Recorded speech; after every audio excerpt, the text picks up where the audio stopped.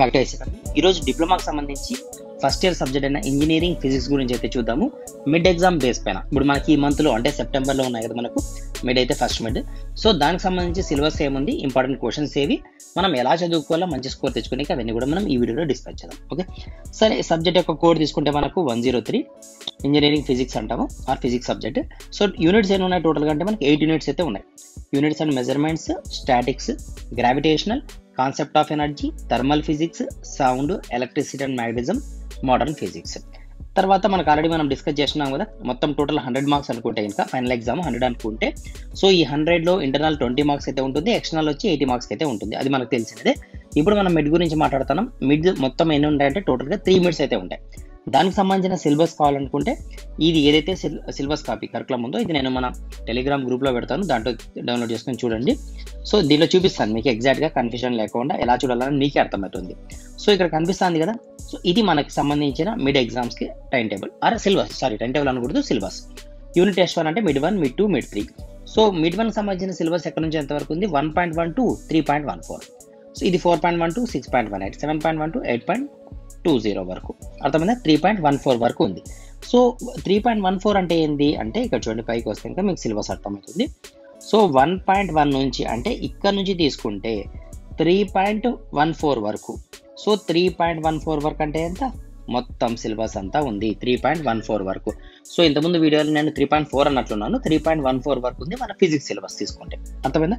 సరే, అంటే కంప్లీట్గా 3 యూనిట్స్ అయితే ఉన్నాయి ఫస్ట్ మిడ్ తీసుకుంటే.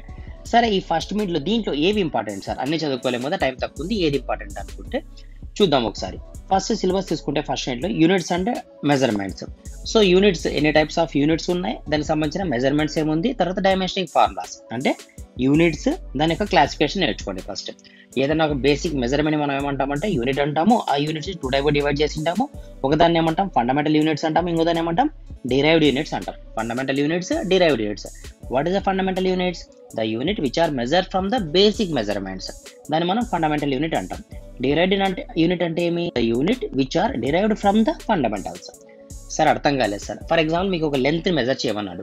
సో మీరు లెంత్ మెజర్ చేయాలంటే క్యాలిక్యులేటర్ తీసేటప్పుడు ఫార్ములాస్ వేసి ఆన్సర్ చెప్తారా? లేదు కదా.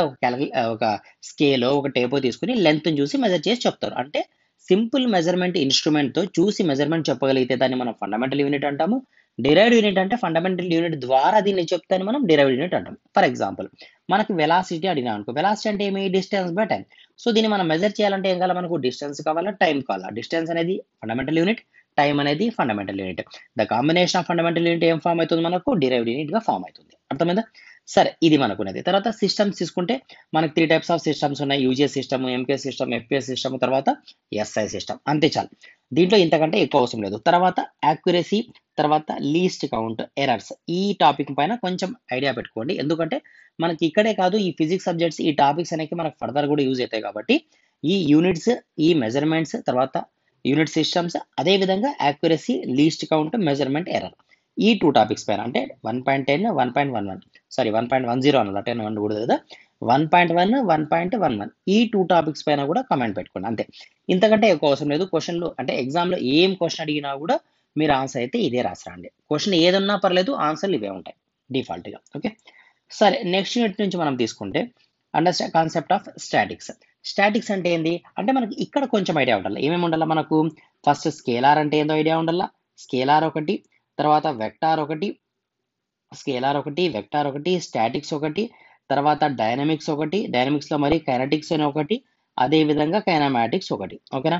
సో కొన్ని రోజులు అయితే అడ్జస్ట్ కాండి, కొంచెం టెక్నికల్ ఇష్యూ వల్ల నేను పెన్తో రాయలేకపోతున్నాను, చేతితో రాస్తున్నాను కాబట్టి హ్యాండ్ కొంచెం ప్రాపర్గా పడడం లేదు. జస్ట్ కొన్ని రోజుల్లో మనమైతే ఆర్డర్ పెట్టడం జరిగింది. అది వచ్చిన తర్వాత అంటే ఏదైతే పెన్తో మనం ఇంతకుముందు క్లాసెస్ చెప్తా అంటేమో ఆ సెటప్ వచ్చిన తర్వాత మనకి ఈజీగా అర్థమవుతాయి క్లాసెస్. ఓకే, సరే, ఇప్పుడు ఎగ్జామ్స్ ఉన్నాయి కాబట్టి కొంచెం ఎమర్జెన్సీ పైన అప్లోడ్ చేయాల్సి వస్తుంది. సరే, ఇక్కడ మనం ఏం నేర్చుకున్నాము, statics. First scalar, vector. What is scalar? The quantity which having only magnitude is called as a scalar quantity. What is a vector? The quantity which having both magnitude and direction is called as a vector quantity. What is a statics? Effect of force applied on the steady body is called as a statics. What is a dynamics? Effect of force applied on the moving body is called as a dynamics. Sir అర్థం కాలేదు sir. Statics for example ఒక student మీకు సంబంధించిన లేదా ఒక మీకు opposite person, మీరు ఒకరితో గొడవ పడినాడు, వాడు ఒక చోట సైకిల్లో నిలబడి ఉన్నాడు, అంటే సైకిల్ని పట్టుకొని నిలబడినాడు, అంటే స్టడీగా ఉన్నాడు. వాడిని మనం బ్యాక్ సైడ్ నుంచి పోయి ఒక్కసారి అట్లా పుష్ చేసామనుకోండి, వాడు పోయి ఎక్కడ పన్నాడు అని చెప్పేదాన్ని స్టాటిక్స్ అంటాం. సింపుల్గా మీకు అర్థమయ్యే ఎగ్జాంపుల్ చెప్తాను. ఓకే, డైనమిక్స్, అదే స్టూడెంట్, అదే మీ ఫ్రెండ్ సైకిల్లో పోయేటప్పుడు మీరు వాడిని వెనకాల నుంచి పుష్ చేసి ఎక్కడ పోయి పడతాడు? సేమ్ పొజిషన్లో పడతాడా? పడడు.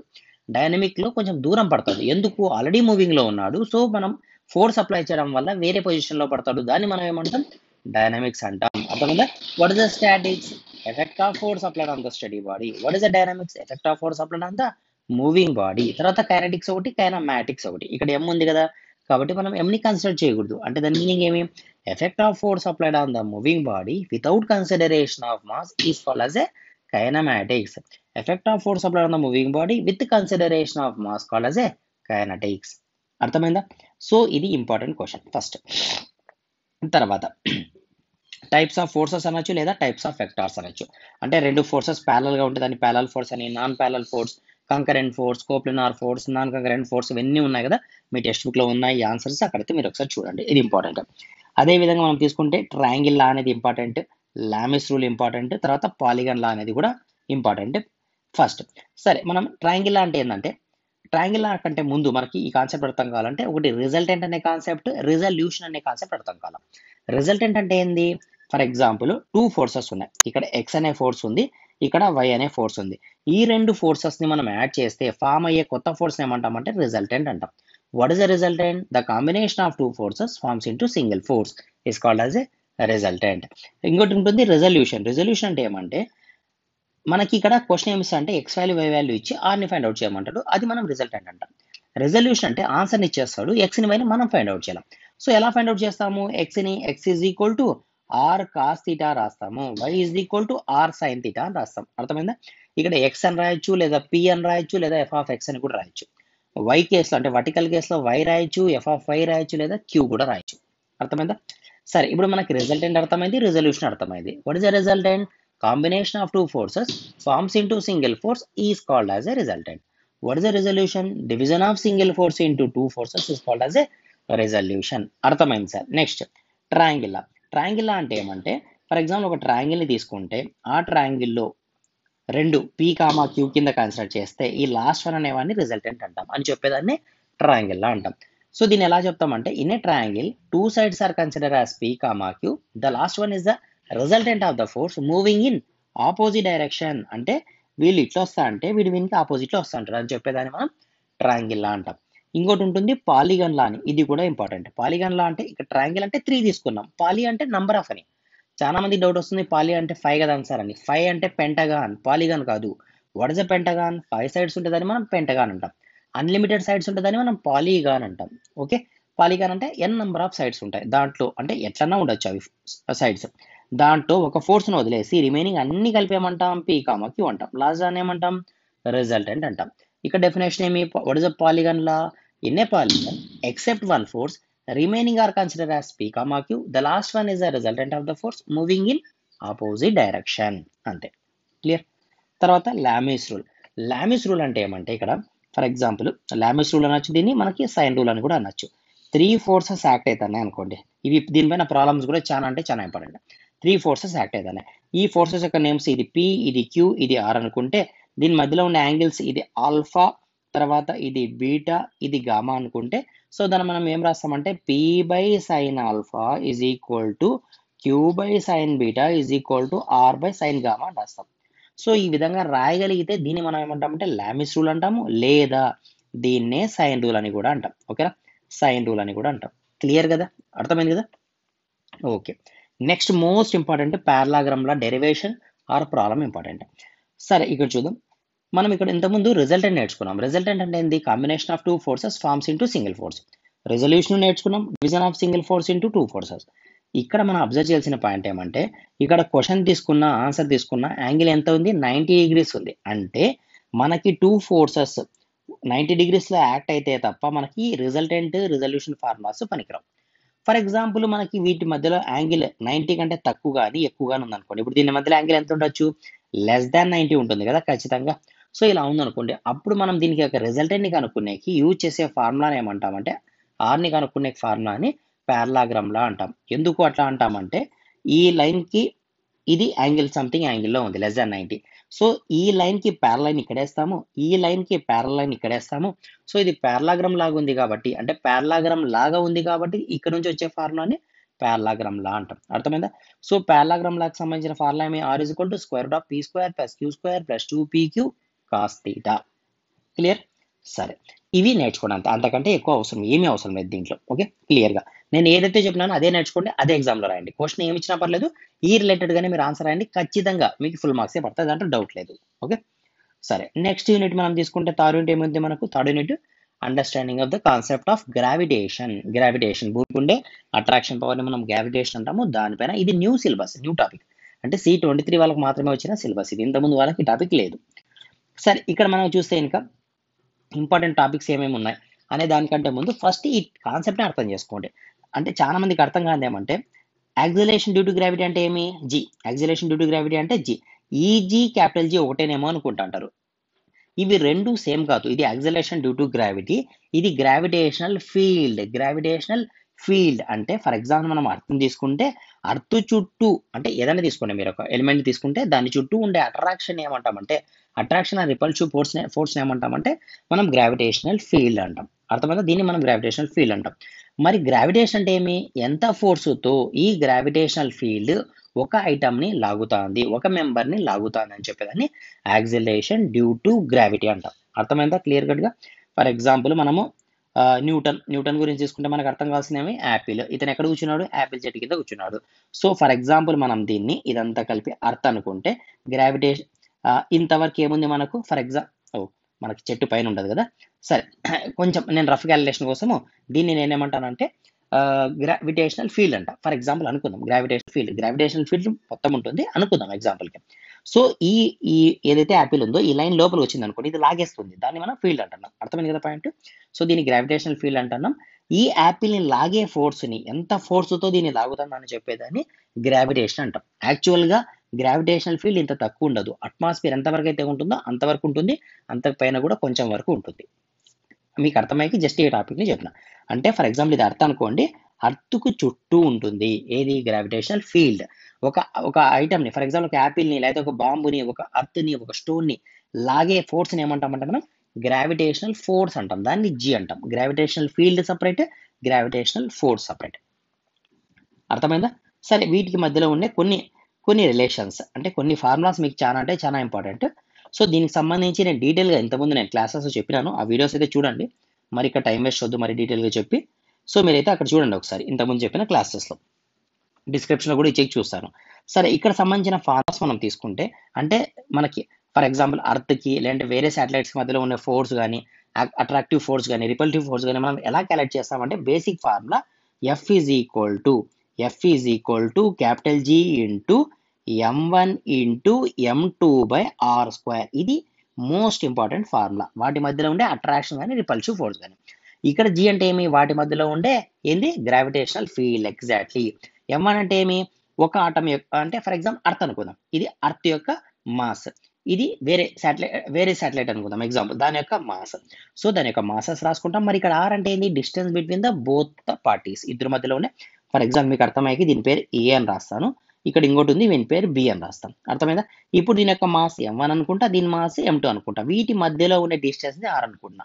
వీటికి మధ్యలో ఉండే స్ట్రెంగ్త్ని, గ్రావిటేషనల్ ఫీల్డ్ స్ట్రెంగ్త్ని ఏమంటాను అంటే నేను క్యాపిటల్ G అంటాను. అర్థమైందా? సో ఈ బేస్ పైన మనం డిరైవ్ చేసుకుంటాం.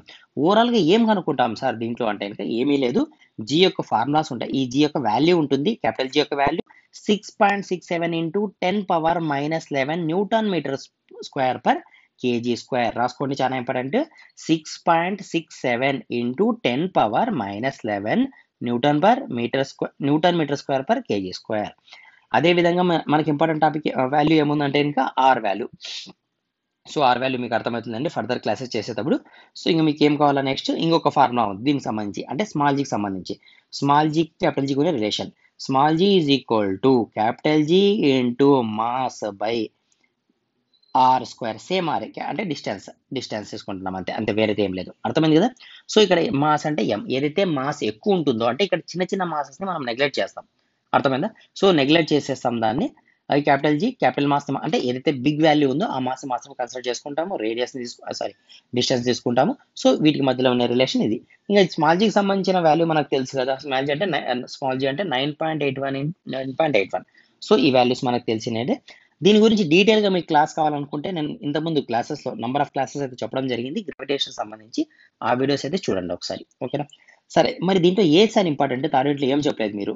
ఏది ఇంపార్టెంట్ అంటే ఖచ్చితంగా మీరు ఈ ఫార్ములా రిలేషన్ మీకు ఇంపార్టెంట్, అదేవిధంగా స్మాల్ జీకి క్యాపిటల్ జీకి ఉన్న రిలేషన్ ఇంపార్టెంట్, అదేవిధంగా ఎస్కేప్ వెలాసిటీ అని ఒకటి వస్తుంది, అది ఇంపార్టెంట్. తర్వాత ఇంకా మీరు ఆర్టిఫిషియల్ శాటిలైట్ అంటే ఏంది కొంచెం చదువుకోండి, ఆర్టిఫిషియల్ శాటిలైట్. తర్వాత న్యూటన్స్ లాస్, తర్వాత చాలా ఇంపార్టెంట్, న్యూటన్ ఫస్ట్ లా, సెకండ్ లా, థర్డ్ లా, ఆ 3 కూడా చదువుకోండి ఖచ్చితంగా, అర్థమైనట్ల నీటి చదువుకోండి. తర్వాత కెప్లర్ లా గురించి కూడా చదువుకోండి అంతే. ఇంకా పోలార్ శాటిలైట్ ఇది చదువుకుంటే మేలు అంతే, అంతకంటే ఎక్కువ అవసరం లేదు. ఎక్కువ ఏం చెప్పలేదు అండి, చాలా తక్కువ క్వశ్చన్సే చెప్పిన.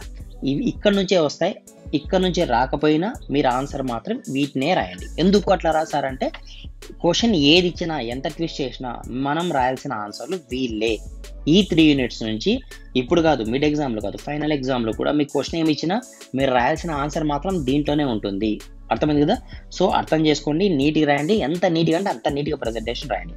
పారాగ్రామ్లో డెరివేషన్ కూడా నేర్చుకోండి, చాలా ఇంపార్టెంట్. క్లియర్ కదా.